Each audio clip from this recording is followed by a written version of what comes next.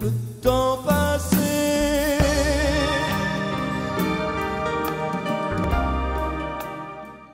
Est-ce que vous avez la foi, vous-même? Mais la foi dans quoi? Je veux dire, la foi, c'est pas en un Dieu, truc, disons-le comme ça. Est-ce que vous êtes croyant? Est-ce que vous avez la foi en Dieu? Est-ce que vous croyez à ça? Qu'il soit un dieu barbu qui énonce des Non, commandements. non, pas un Dieu barbu. Non. Pas Moi, cette image-là. je crois au dieu d'Einstein, c'est-à-dire un dieu, le dieu de Spinoza, quoi.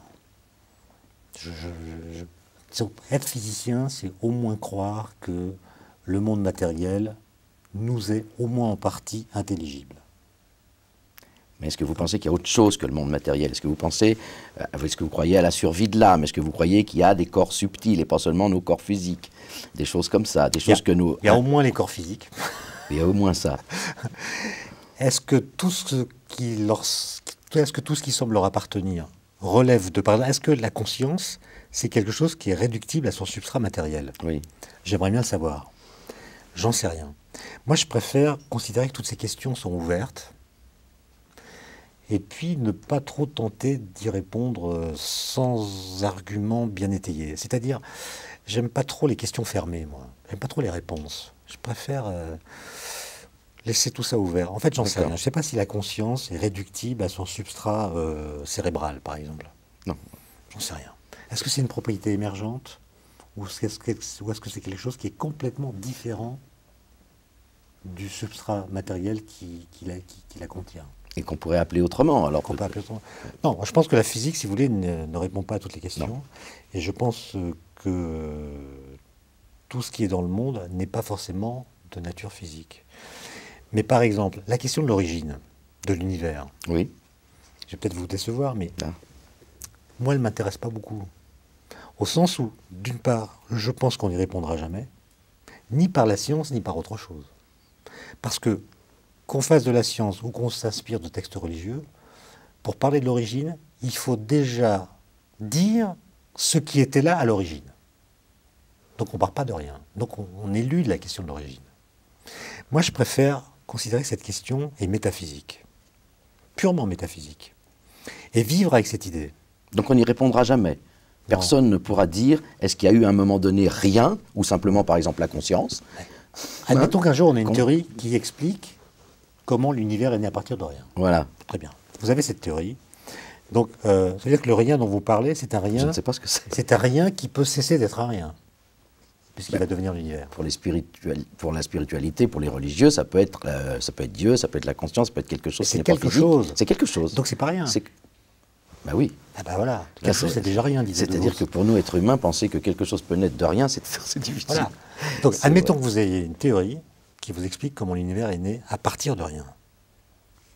Après, il faudrait que vous expliquiez si cette théorie était là avant que l'univers apparaisse, ou si c'est l'apparition de l'univers qui a créé cette théorie. Par exemple, vous avez peut-être au lycée appris un peu de loi de l'électricité. Ah oui, il faut... Ça dit en gros comment les électrons se baladent dans les câbles. Là, c'est la physique de l'électron, pour dire les choses rapidement. Bon, la physique de l'électron, elle préexistait à l'apparition de l'électron dans l'univers, ou c'est l'univers voyant qu'il contient des électrons brutalement, se dit tiens, je vais trouver des lois pour l'électron, sinon ça va être le bordel. Bon. La plupart des physiciens pensent que les lois vont préexister aux objets qu'elles dirigent. D'accord. Mais vous avez des physiciens comme Lee Smolin, un physicien américain qui est assez connu, qui lui pense que l'univers a créé au cours de son évolution, de façon adaptative, les lois dont il avait besoin. Et du coup, les lois de l'électron, les lois de l'électricité, sont apparues après que l'univers s'est mis à contenir des électrons. C'est quand même fascinant, ça. C'est Darwin et Einstein réunis, quoi. Ouais. Là, maintenant, ce qui me gêne toujours, c'est quand on répond de façon très affirmée aux questions métaphysiques, parce que ça fait des guerres, ça. Les physiciens, en règle générale, vous les connaissez? Est-ce qu'ils sont agnostiques? Est-ce qu'ils ont la foi? En fait, ils ne répondent à ces questions que quand on les interroge de l'extérieur. Mais entre eux, on en parle assez peu.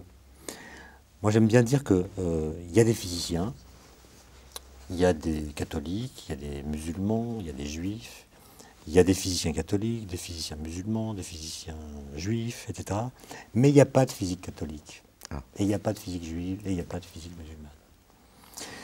Mais je me souviens aussi d'une anecdote qu'on raconte souvent à propos des pères fondateurs de la physique quantique. Vous savez, c'est des gens comme Dirac, Pauli, Schrödinger, Einstein, Bohr, qui dans les années 1920 ont fait un travail incroyable d'inventer une nouvelle physique pour comprendre l'atome. Enfin, quand on regarde comment ils ont travaillé sans ordinateur, sans calculatrice, sans courrier électronique, ils ont fait quelque chose d'absolument prodigieux. Et parmi eux, il y avait Paul Dirac, ce physicien qui a prédit l'existence de l'antimatière. Et lui, il se disait agnostique. Et un jour, Pauli, un des autres pères fondateurs de la physique quantique, a dit de lui « Ah, notre ami Dirac se dit agnostique. » Mais en fait, il a lui aussi sa religion, dont le premier commandement est « Dieu n'existe pas et Dirac est son prophète. » Moi, je crois que ça résume assez bien la tendance générale. C'est-à-dire pas trop parler de Dieu, parce qu'on sait d'ailleurs pas ce que c'est, quel écho il peut avoir dans les théories, comment on pourrait l'appréhender. Et en même temps, on pense qu'on peut l'égaler, le dépasser, le comprendre. Une espèce de schizophrénie comme ça chez les physiciens. Ah oui, d'accord. Question plus personnelle peut-être. Comment se faire un ami du temps? C'est-à-dire que très souvent, on se dit que le temps travaille pour nous quand on est môme, quand on est jeune. Puis à un moment donné, on se dit « Ah mince, maintenant il travaille contre moi. » Parce qu'au bout, moi j'en ai pas peur, mais je connais beaucoup de gens qui ont cette espèce de hantise, d'inquiétude, d'angoisse que finalement, mince, tout ça, le temps fait que c'est l'ennemi juré parce qu'au bout il y a la mort et que ça va tout disparaître.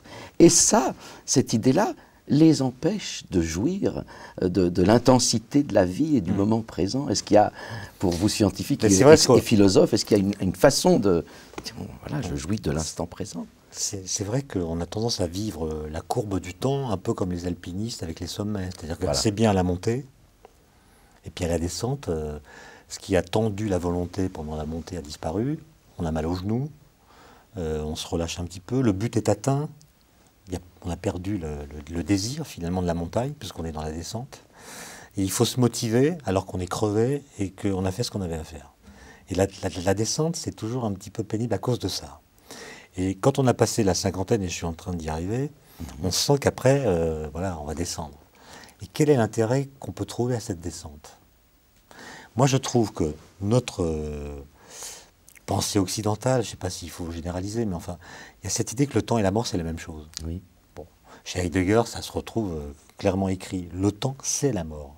Et même chez Montaigne, il y a cette phrase étonnante. Pendant que vous êtes en vie, vous êtes déjà dans la mort. C'est gai. C'est l'idée que la mort est déjà là, alors que nous sommes encore vivants, c'est elle qui à corroder notre existence. Voilà. Et la vie, c'est un mourir qui dure et qui a un terme. C'est invivable. Bon, voilà, c'est invivable. Mais ce que j'essaie de montrer, moi, dans le livre d'avant, Les Tactiques de Chronos, c'est que nous habillons le temps par les phénomènes temporels. C'est-à-dire nous confondons le temps et ce qui se passe en lui. Et du coup, la mort, qui est un événement corporel, est mise sur le dos du temps. Mais ce n'est pas le temps qui nous fait mourir. Ah non. Ce qui nous fait mourir, c'est le vieillissement de nos corps au cours du temps. Et au lieu de penser la mort comme un habit du présent, il vaut mieux la penser comme un événement du futur. Et vendre chèrement sa peau, c'est-à-dire dire, tant que je ne suis pas vivant, tant que je ne suis pas mort, je suis intégralement vivant. Et ça donne une espèce de suavité, de valeur à ce qu'on est en train de vivre. Ça ne veut pas dire faire du carpe diem, ça n'a pas de sens. Ça veut dire sculpter son identité, construire sa vie comme un projet, faire des choix, essayer de marquer le temps qui passe par des actions, par des réalisations, par des choses qui peuvent peut-être le transcender, etc.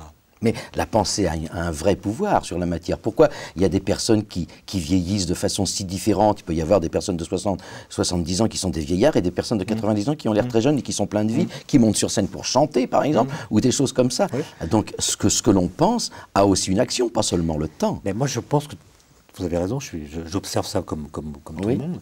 Je pense que la façon dont nous vieillissons traduit la façon dont la perspective de la mort fait écho pour la vie. C'est-à-dire, est-ce que la mort vous la percevez comme une sorte de fin vers laquelle vous allez et qui vous pourrit la vie? Ou est-ce que vous la considérez comme un miroir qui vous renvoie une image telle qu'elle peut féconder votre appétit de vivre? Et moi, je ne sais pas ce qu'il y a après la mort, mais on pourrait proposer l'inverse du pari de Pascal. Pascal disait, faites un pari. Faites le pari qu'après, vous avez accès à la vie éternelle, etc. J'ai tout à y gagner. Et donc, comportez-vous pour pouvoir atteindre ce but. Bon. On peut inverser la chose et dire, après, on ne sait pas ce qu'il y a. Ce qu'on sait, c'est que là, on est vivant.